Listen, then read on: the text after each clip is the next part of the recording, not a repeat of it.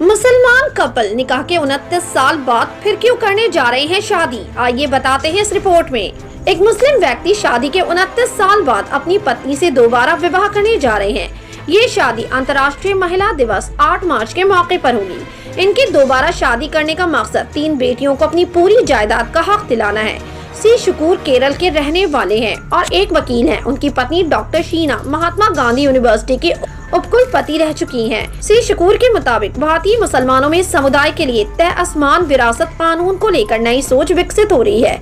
शकूर ने एक निजी मीडिया चैनल को बताया कि मुस्लिम लॉ के सिद्धांतों में लिंग के आधार पर ढेरों भेदभाव हैं। ये पितृसत्तात्मक कानून है और पुरुषों को प्रधान मानने की मानसिकता के साथ लिखा गया है। ये कुरान और सुन्ना के शियाओं के खिलाफ है। शकूर और उनकी पत्नी को ये मुद्दा क्यों परेशान कर रहा है, ये समझना आसान है। उनकी 3 बेटियां हैं, उनके कोई बेटा नहीं है। मौजूदा कानून के मुताबिक बेटियों को उनकी जायदाद का 2/3 हिस्सा मिलेगा, बाकी का 1/3 हिस्सा उनके भाई को हासिल होगा। उनके भाई के एक बेटे और बेटियां हैं। उनके भाई के बच्चों को पिता से सारी संपत्ति हासिल होगी। शकूर ने बताया, इससे निजात पाने के लिए हमने स्पेशल मैरिजेस एक्ट के सेक्शन 16 के तहत रजिस्टर्ड विवाह करने का फैसला किया।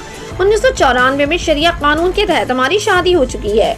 शकूर कहते हैं कि एक बार स्पेशल मैरिजेस एक्ट के तहत शादी रजिस्टर होने के बाद इंडियन सक्सेशन उत्तराधिकार एक्ट अमल में आएगा। वो कहते हैं, शरिया कानून के तहत हुई हमारी शादी को खारिज करने की कोई वजह नहीं है। हमें स्पेशल मैरिजेस एक्ट के सेक्शन 21 के तहत संरक्षण मिला हुआ है, लेकिन अब इस मामले को लेकर सार्वजनिक स्तर पर बहस हो रही है।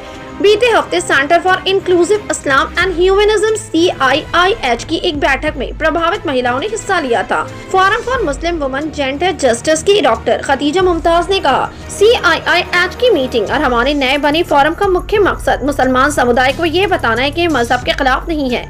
उन्होंने कहा, इसे 1400 साल पहले की सामाजिक आर्थिक स्थिति के मुताबिक देखा जाना चाहिए। अब मानवीय रिश्ते बदल गए हैं। उस वक्त स्थिति ये थी कि अगर पिता की मौत हो जाती तो लड़कियों की देखभाल के लिए चाचा होते थे, लेकिन अब चाचा लड़कियों से सब कुछ हासिल कर ले रहे हैं। मजहब एक मुसलमान को अनाथों का पैसा लेने से रोकता है। CIIH के संस्थापक चौधरी मुस्तफा मौलवी ने इस मामले में मीडिया से कहा, शरिया के मुताबिक जो मुस्लिम कानून लागू किया जाता है वो पवित्र कुरान में बताए गए कानून के खिलाफ है। कुरान में कहा गया है कि पुरुषों और महिलाओं के बीच न्याय और समानता होनी चाहिए, भेदभाव नहीं होना चाहिए। मुस्तफा मौलवी कहते हैं, मौलानाओं ने कानून की व्याख्या की है और इस पर पुरुषों की महत्वता बताने का असर देखा जा सकता है। कबीलाए कानून की व्याख्या करते हुए पुरुषों ने करीब 1000 किताबें लिखी हैं। मुसलमान आज कानून का पालन करना चाहते हैं, कबीलाए कानून का नहीं। हालांकि राज कहते हैं कि इस समस्या का वास्तविक समाधान तभी हासिल हो सकता है जब भारत के छोटे परिवारों को ध्यान में रखते हुए मुस्लिम लॉ को ढालने की विधिवत कोशिश की जाए। साथ ही इसे पुरुषों और महिलाओं की समानता से जुड़े संविधान के सिद्धांत के मुताबिक लैंगिक तौर पर निरपेक्ष बनाया जाना चाहिए। आप इस पूरे मामले को कैसे देखते हैं? अपनी राय कमेंट सेक्शन में जरूर दें। हमारे चैनल को सब्सक्राइब करें, बेल आइकन प्रेस करें ताकि देश दुनिया से जुड़ी तमाम वायरल खबरें हम आप तक पहुंचाते रहें।